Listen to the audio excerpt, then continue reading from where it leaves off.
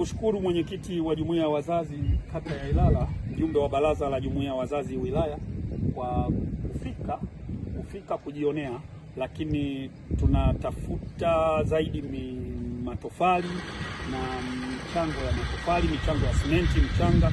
Kwa hiyo wewe pia ni sehemu yako, na unakumbuka tulikaa baraza la pamoja tukakubaliana kwamba kila kata itatoa matofali 100 kila kata.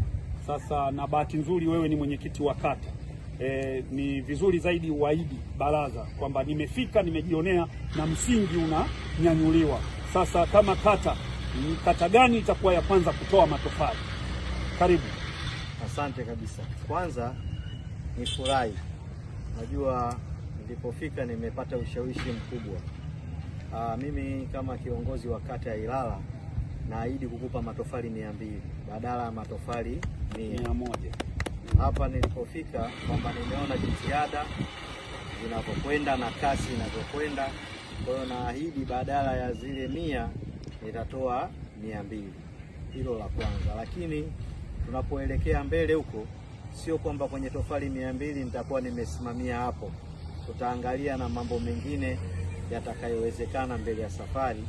Lengo kuona nyumba ya mtumishi wetu inaweza kusimama.